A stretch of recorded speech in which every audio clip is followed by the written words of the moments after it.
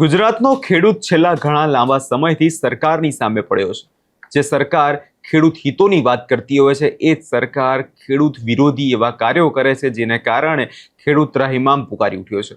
અને છેલ્લા લાંબા સમયથી આજે વિરોધ કરવામાં આવી રહ્યો છે, એને પગલે રાજકોટના પડદરી ખાતે હવે જ્યાં કિસાન આંદોલન જે છે 3 દિવસનું ઉગ્ર થવાનું છે, તેમાં આમ આદમી પાર્ટીના નેતા પણ ઝંપલાવાના છે. શું સમગ્ર મામલો તેના વિશે વિગતે ચર્ચા કરીશું. નમસ્કાર, આપ જોઈ રહ્યા છો નિર્ભય ન્યૂઝ. હું છું આપની સાથે પ્રથમ મોદી. મોરબીના જેતપર બાદ જે પ્રકારે અત્યારે ખેડૂત આંદોલન ગુજરાતમાં દિવસે ને દિવસે વધી રહ્યું છે, તેમાં રાજકોટમાં હવે 3 દિવસમાં જે આંદોલન જે છે વધારે ઉગ્ર બનવાનું છે. રાજકોટના પડદરી ખાતે જે પ્રકારે ખેડૂત આંદોલન અત્યારે થઈ રહ્યું છે અને જે કિસાન હિત સમિતિ દ્વારા આખું આંદોલન જે છે રચવામાં આવ્યું છે. પાટીદાર સમાજના આગેવાન મનોજ પનારા પણ ત્યાં પહોંચ્યા હતા અને આજે આખા સમગ્ર મામલે પરિપત્રનો જે આમાં વિરોધ કરવામાં આવી રહ્યો છે કે મોરબીના જેતપરના જે ખેડૂતો વિરોધ કરી રહ્યા છે એ જ વિરોધ રાજ્યભરનો ખેડૂત જે છે કરી રહ્યો છે. શા માટે સરકાર જે છે આ મામલે કોઈ વાત સાંભળતી નથી, ખેડૂતોના હિત જોતી નથી, માત્ર ખાનગી કંપનીઓની જ વાત સાંભળવામાં આવે છે, એવા નિવેદનો પણ આપવામાં આવ્યા છે. અને આ જ મુદ્દાને લઈ આમ આદમી પાર્ટી આવતીકાલે રાજકોટના પડદરી ખાતે પહોંચવાની છે અને ત્યાં પહોંચીને હવે આ આંદોલન વધુ ઉગ્ર બને એવી પૂરેપૂરી શક્યતા અત્યારે દેખાઈ રહી છે. વધુમાં આમ આદમી પાર્ટીના નેતા પ્રવીણ રામ દ્વારા શું કહેવામાં આવ્યું છે, એકવાર એ સાંભળી લઈએ. નમસ્કાર મિત્રો, જય જવાન જય કિસાન.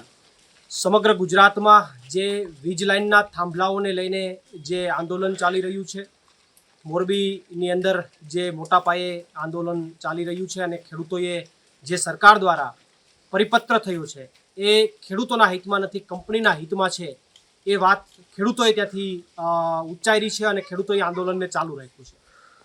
આવતીકાલે એટલે કે 3 દિવસ, આજથી લઈ અને 19 તારીખ એટલે 3 દિવસ સુધી પડદરીની અંદર 3 દિવસ માટે ખેડૂતોની એક સમિતિ દ્વારા ત્યાં એક 3 દિવસના ઉપવાસનું આયોજન છે. ત્યારે હું પોતે આવતીકાલે 18મી તારીખે પડદરી જે કંઈ પણ ઉપવાસનો કાર્યક્રમ છે ત્યાં હું પોતે જવાનો છું અને ત્યાં જઈ અને આ કાર્યક્રમની અંદર ઉપસ્થિત રહી અને ગુજરાતના ખેડૂતોની જે ટ્રાન્સમિશન લાઇનને લઈને, વીજ લાઇનને લઈને જે લડત છે એ લડતને સમર્થન આપીશ. મારી સાથે માનનીભાઈ પંકજભાઈ અને અન્ય લોકો પણ ઉપસ્થિત રહેવાના છે અને ત્યાં ઉપસ્થિત રહી અને સમગ્ર ગુજરાતની અંદર જે ખેડૂતોના અંદર જે પ્રશ્ન છે, ટ્રાન્સમિશન લાઇનના જે મુદ્દાને લઈને જે વિવાદ ચાલી રહ્યો છે, એ મુદ્દાના આંદોલનની અંદર હું પોતે સંપૂર્ણ સમર્થન આવતીકાલે ત્યાં ઉપસ્થિત રહીને આપવાનો છું. આભાર. આપનો પ્રવીણ રામ, પ્રદેશ કિસાન મોરચા અધ્યક્ષ, આમ આદમી પાર્ટી.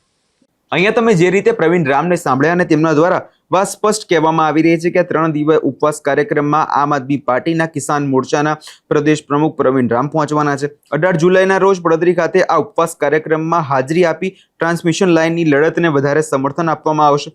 સરકાર દ્વારા જે પરિપત્ર બહાર પાડવામાં આવ્યો છે ખેડૂત હિતમાં નથી પરંતુ કંપનીના હિતમાં છે, એવી વાત પ્રવીણ રામ દ્વારા કરી દેવામાં આવી છે. અને આ જ વાત છેલ્લા લાંબા સમયથી આ ખેડૂતો કરી રહ્યા છે.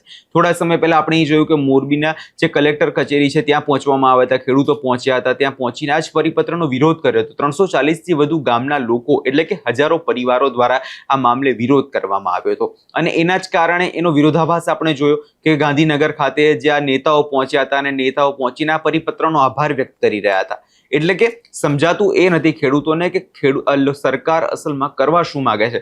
સરકાર એક બાજુ ખેડૂત સમર્થનની વાત કરતી હોય છે, પરંતુ જ્યારે આ પરિપત્રનો જ ખેડૂત વિરોધ કરી રહ્યો છે તો શા માટે સરકારના જે નેતાઓ જે છે તે આભાર વ્યક્ત કરવા પહોંચી જતા હોય છે. અને હવે જ્યારે 3 દિવસીય ઉપવાસનું આંદોલન જે છે કરવામાં આવ્યું છે, એને લઈ ચોક્કસપણે જોવાનું એ રહેશે કે આ મામલે અસલમાં કોઈ નક્કર પગલાં સરકાર દ્વારા ભરવામાં આવે છે કે માત્ર ખાલી આંખ આડા કાન કરીને આ મામલો જે છે છોડી દેવામાં આવે છે. તમને શું લાગે છે? કમેન્ટ બોક્સમાં ચોક્કસથી જણાવજો અને અમારી ચેનલ નિર્ભય ન્યૂઝને લાઇક, શેર અને સબસ્ક્રાઇબ કરવાનું ભૂલશો નહીં.